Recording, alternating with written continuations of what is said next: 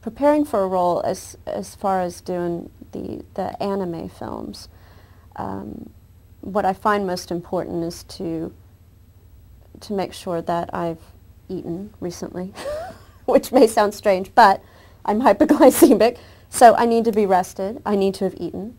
Try to take my vitamins, and that sounds so silly, but you're in the booth for a number of hours, and the most important thing to do is to be able to stay focused. And so whatever that takes to stay focused, that's what's important. And really that's really just kind of taking care of your mind and your body that day, making sure that you come in on a good day. As far as preparing for a character, getting as much background when we start working on a film as possible.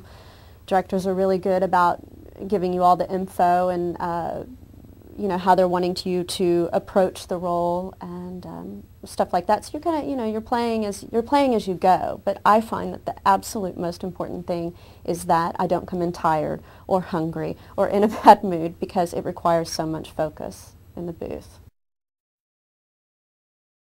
Preparing for a role is different based on the character. A lot of times I find songs that remind me of the character, and I tend to play those on my way up to ADV. I jam out to whatever song reminds me of that character. Before I go into audition, usually when they call and announce that they're calling me in for an audition, I'll ask what is the name of the piece, and I go and do my homework. I go on the internet and I look and see what I can find, if anything. Sometimes there's nothing about a certain show, but I'll go and do my homework and see what I can find out about the show, so I'm not completely in the dark when I go into this studio. A lot of times fans will contact me and say, oh, you have to audition for this role. Tell Matt, he has to cast you as this role. So I get a lot of feedback from them too about the show or about possibilities. But as far as actually preparing for the actual character, that just kind of comes in as we start working on the progress of the show.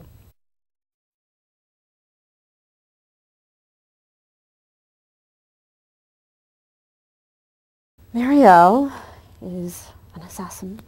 I find her actually a very interesting character, and I think what's most interesting about her is that she has a lot of qualities, and I'm not talking about being an assassin, I mean just personality qualities that I wish I had more in my life. She seems like a very focused, a very, she's got it all together. She's calm, she's cool, she's collected, she's kind of quiet, she's kind of mysterious. She's obviously very smart and intelligent. Yeah, it's what I like about her is the fact that I wish that I had more of those qualities. So it's fun to play somebody who does.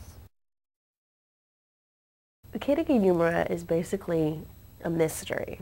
Here is this 14-year-old girl that wakes up one morning and realizes that everything she thought was her is just an absolute lie. And she only knows 3 things. She has her ID card that has her name, which she's not even sure that that is legitimate. She knows that she needs to find Mirelle Bouquet, and for what reason she has no idea. And she knows that she can kill. I myself can't imagine waking up one day and having those 3 things just thrown before me. Oh, you need to find this chick in France, and you're a great killer, and this is your name, but it may not even really be your name. She's amazing. Like I said before, she has these one-syllable words or even noises that she makes that can mean a million different things. She says things that are just beyond her years. She almost reminds me of a little old lady like trapped in this 14-year-old's body. She's so mature and so worldly, and at the same time, she is a child, and she gets confused and she gets upset. But it's just not as easily communicated with her because she's more upset at her lack of emotion.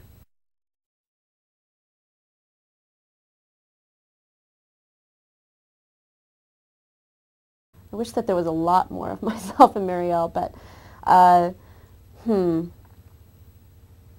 she's quite different from me.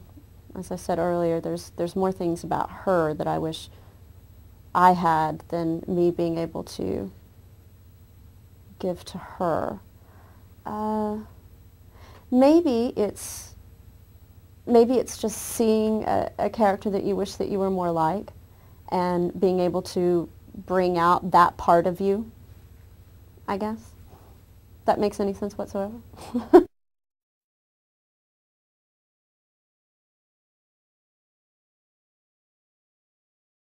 Well, we've just finished up working on Volume 2 of Noir, so I really haven't gotten to all the really big juicy stuff that everybody tells me is coming up.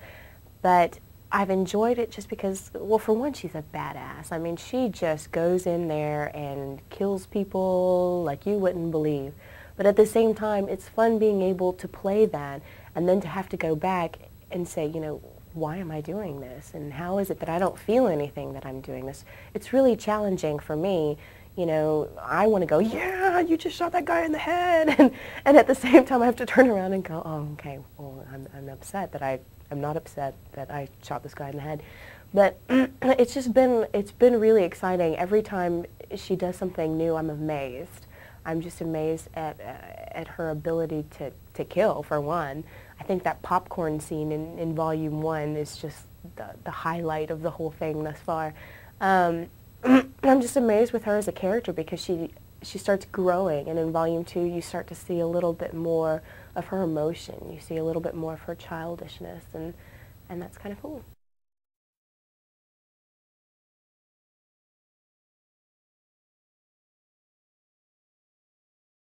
Mirelle and Kirika. I haven't quite figured that out yet. It seems very sisterly in a way to me, although there seems to be occasionally threats that they won't remain together or remain as a team. It still seems like it's a big sister, little sister. I don't know if that's the age difference that I see that in, or the way that they work together, because obviously, you know, Kirika ends up taking care of Mirelle sometimes too. Mirelle's found herself in trouble a few times, and Kirika's right there. So it's something that I'm kind of excited about continuing to record these volumes and how that relationship evolves, because right now it's kind of mysterious. We're still at the beginning. Haven't quite figured that out yet. But when I'm in the booth and we're going through the scenes, I think what comes to mind mostly is it really seems very sibling. It's like she's her little sister. It seems to be that's how Mirelle kind of treats her. I think that Kirika and Mirelle have a very twisted relationship. They know that they have to stick together in order to go on this pilgrimage and to find out what they both want to find. And I think that as it progresses, it seems like now that we've completed Volume 2, it seems like they've progressed more from just this, you know, we have to stick together thing. I think they're actually starting to care about each other a little bit, but they still know when it comes down to it, you know, if you stand in my way, I'm going to get you. But you start to see a little bit more of a relationship, and I think it's starting to blossom, and I just can't wait until future volumes to see where it progresses to.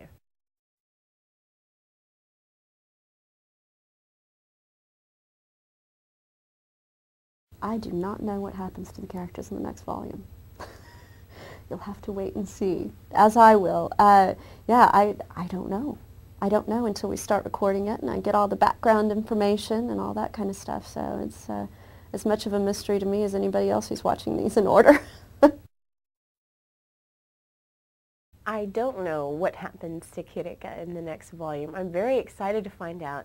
Actually, lots of fans have come to me and say, oh, you know, have you heard what happens? I can tell you. And I've actually told them, no, I'd prefer not to know. In fact, Matt even asked me, do you want me to lay it out on the table and let you know? And I was like, no, no, no. It's really, yes, I'm an actor and, you know, we should be able to act surprised. But to me, I think that it's a lot more genuine when you actually don't know what's going to happen. Like, I have no idea what's going to happen in the next volume. And I'm afraid that if I knew what was going to happen, that maybe my readings would change it. And all of a sudden, you know, Kirika it would seem like there's that underlying knowledge of what's going to happen, and I don't want that to happen. So at this point, no, I don't know what's going to happen, but I'm very excited to find out.